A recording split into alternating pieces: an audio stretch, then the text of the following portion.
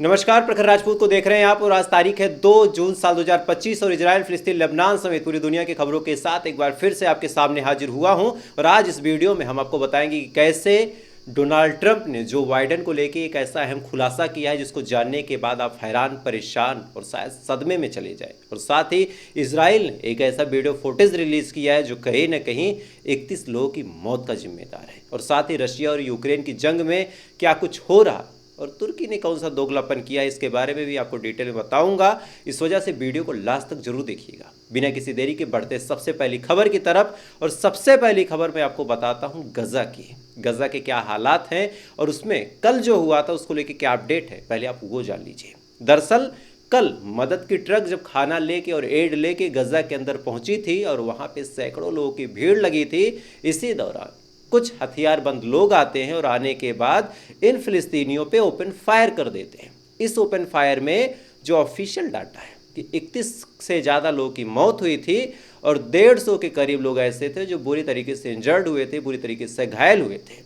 अब जब ये हमला हुआ था तब लोगों ने आरोप लगाया था कि ये हमला IDF यानी इजरायली डिफेंस फोर्स ने किया, चूँकि आमतौर पर IDF ही है जो फिलिस्तीन के लोगों को मारता है, गजा के लोगों को मारता है। लेकिन अब इसको लेके IDF ने एक फ़ोटो रिलीज़ किया और अपनी सफाई में कहा कि हमला हमने नहीं बल्कि हमास जो कि आतंकवादी संगठन है उसने किया था।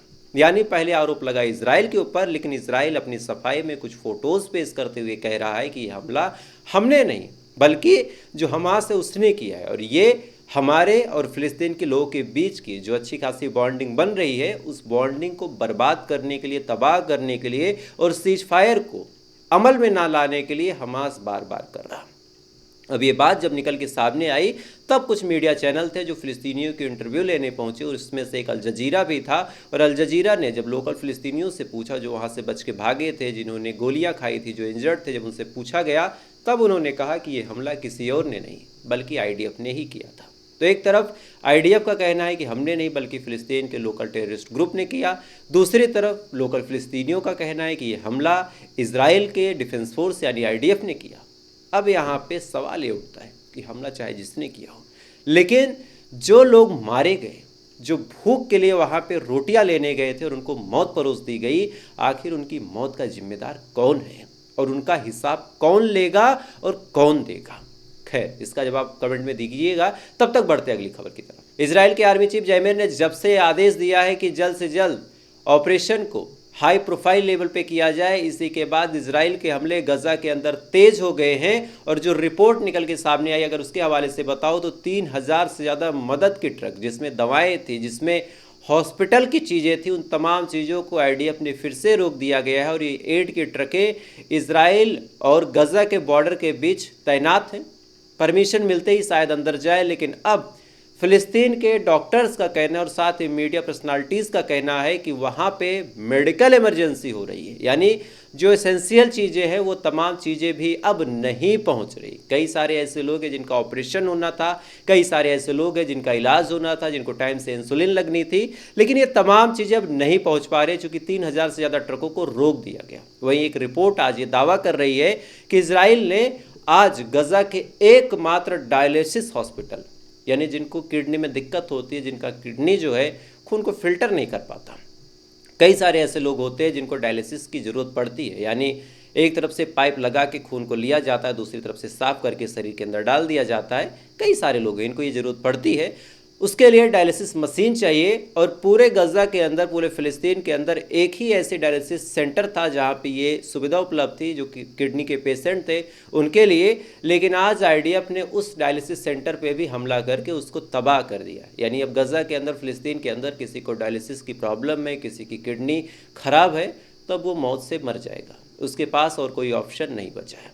खैर, बढ़ते अगली खबर की तरफ। 1 जून साल 2025 को यमन के हमले के बाद इजराइल के एयरपोर्ट बेन गुरियन में अब इमरजेंसी डिक्लेयर कर दी गई है। दरअसल 1 तारीख को एक बड़ा हमला यमन की तरफ से, और खासकर इस हमले की जो जिम्मेदारी है उसको हूतीज़ ने ली थी, हूतीज़ ग्रुप ने, और कहा था कि अब जो तेल अवीव का इंटरनेशनल एयरपोर्ट है हमारे रडार में है और हम किसी भी वक्त इस पर हमला कर सकते हैं। पहले ये बयान दिया, उसके बाद फिर हमला किया, उसके बाद इस हमले की जिम्मेदारी भी ली।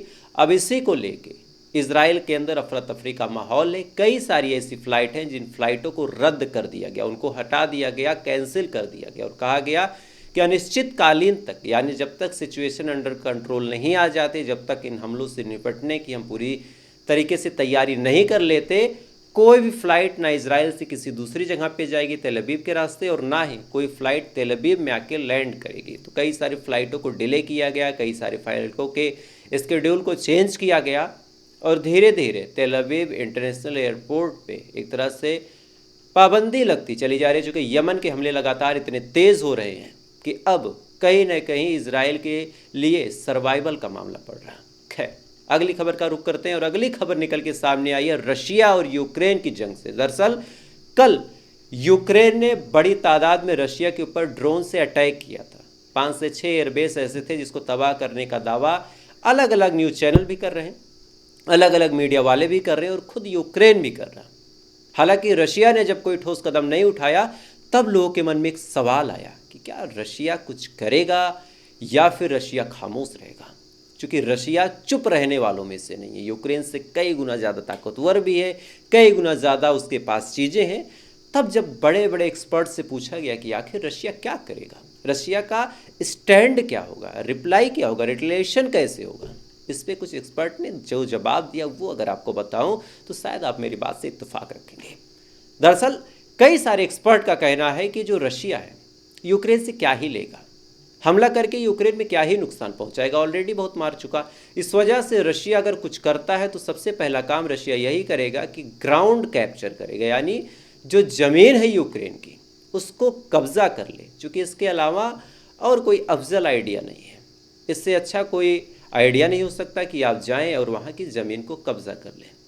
और शायद इसी कड़ी में अब रशिया एक्ट भी करेगा, यानी यूक्रेन की ज़मीन को कब्जा ही करेगा। खैर, एक दूसरी अपडेट यहीं पे फिर निकल के सामने आई है कि इस्तांबुल के अंदर अब बातचीत होगी सीज फायर को लेके यूक्रेन और रशिया के बीच। इस सीज फायर को यानी इस मीटिंग को होस्ट करेगा तुर्की, चूँकि साल 2022 से ये जो तुर्की था वो सीज फायर करवाने की कोशिश में था यूक्रेन और रशिया के बीच। जो मैंने आपको शुरू में कहा था ना कि आप तुर्की की गद्दारी देखिए, गद्दारी ऐसी कि एक तरफ इजराइल और गजा की जंग चल रही है, उसमें ये बंदा एक शब्द नहीं बोलता, एक शब्द नहीं बोलता, वहाँ पे ये सीज फायर की ना बात करता है ना कुछ करता है। दूसरी तरफ यूक्रेन और रशिया के बीच ये पहुँच जाता है सीज फायर को नेगोशिएशन करवाने इस्तांबुल में। आज ही बात होगी दोपहर को 1 बजे वहाँ के टाइम के हिसाब से। दूसरी तरफ आप तुर्की की गद्दारी देखिए, भारत और पाकिस्तान की जंग में अगर चाहता तुर्की तो अमन व चैन ला सकता था, कुछ नहीं करता तो कम से कम न्यूट्रल होता, चूंकि भारत ने तुर्की की काफ़ी मदद की थी जब तुर्की में भूकंप आया था, लेकिन इसने अपने हथियार पाकिस्तान को दिए। तो यहाँ से भी पता चलता है कि तुर्की का अपना कोई स्टैंड नहीं है, जहाँ इसका फ़ायदा होता है वहाँ ये कूद पड़ता है। जैसे आप देखिए, इजराइल के लिए एक शब्द इसके मुंह से नहीं निकला और इस्तांबुल के अंदर ये बंदा पहुँच गया, यानी एर्दोगान जो है पहुँच गए बातचीत करवाने यूक्रेन और रशिया के बीच। खैर, ये बातचीत कितनी सफल होगी, चूँकि जिस हिसाब से हमला हुआ, कई सारे एयरबेस तबाह किए गए, मुझे नहीं लगता कि कोई कारगर मामला होगा। इधर डोनाल्ड ट्रंप ने एक पोस्ट को शेयर करके, कॉन्स्पिरेसी थ्योरी को शेयर करके पूरी दुनिया में हड़कंप मचा दिया। दरअसल एक कॉन्स्पिरेसी थ्योरी थी कि जो बाइडेन, जो कि अमेरिका के पिछले राष्ट्रपति थे, उनकी साल 2020 में मौत हो गई थी।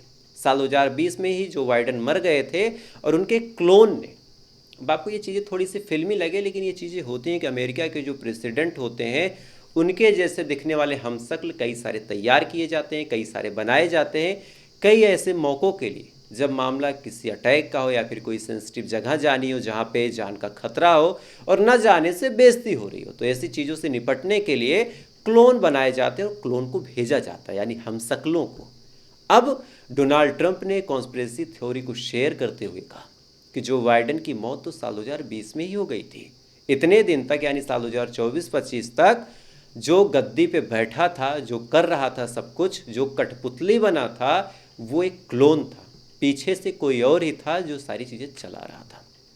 अगर ये बात सही है, अगर ये बात सच है, तो आप सोच के देखिए कि अमेरिका कहाँ पे है, अमेरिका की सोच क्या है।